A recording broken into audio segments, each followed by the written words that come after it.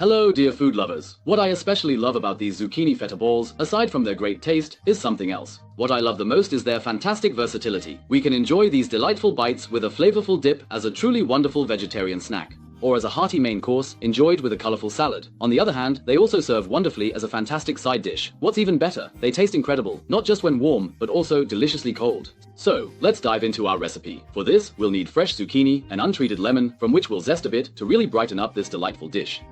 Seasonings like pepper and salt, fresh herbs. I use oregano, but thyme or parsley work well too. We'll need a clove of garlic, or two if you prefer, an egg, and breadcrumbs.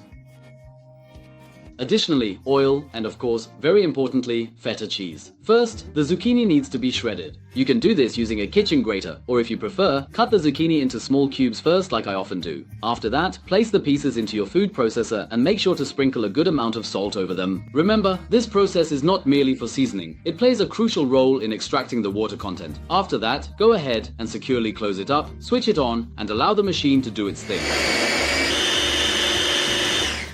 Once everything is finely chopped, the zucchini mixture should look something like this. Alright, first things first, let's find a nice bowl to use. On top of that, we'll set a sieve and make sure to line it with a soft kitchen towel. Finally, pour the prepared zucchini mixture into this sieve. This should now drain thoroughly. Meanwhile, we'll crumble the feta. Whether you slice it into small pieces with a sharp knife, or choose to crumb it between your fingers, or perhaps use a fork like I do, it's really all completely up to you. The important thing is that in the end, it should be nice and small, and then we place it into a bowl.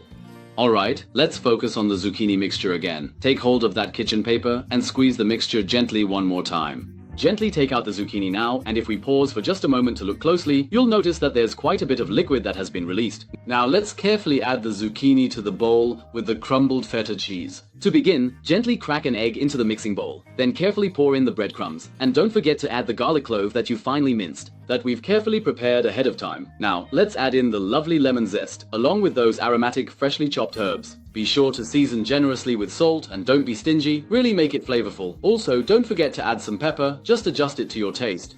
Then mix everything thoroughly together, and the best way to do this is with the dough hooks of a mixer.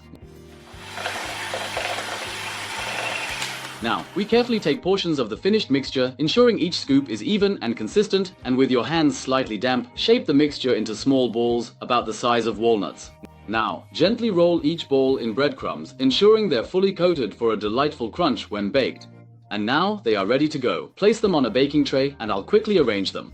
Once they're all neatly positioned, take a bit of oil and gently brush the balls lightly with it, ensuring an even coating. This takes a little time, but once done, place the baking tray into the oven. Here, our bites will bake at 200 degrees Celsius top and bottom heat for 25 minutes. After 15 minutes, go ahead and open the oven briefly. Gently pull out the tray just a little bit and carefully turn each ball over. As you can see, those balls are beautifully starting to transform into delightful little patties now. So they're getting a little flatter. Be careful not to burn yourself, then close the oven again and bake them for the remaining 10 minutes. And they look so delicious and appetizing as I mentioned. They taste good both hot and cold, either with a dip or as a side dish. I usually combine everything together. It's my favorite option. This is a delightful and easy to make zucchini recipe that I genuinely recommend for you to try. Have a fantastic time preparing it and truly savor every bite of your delicious meal. Until we meet again everyone, take care and enjoy your meals. Bye for now.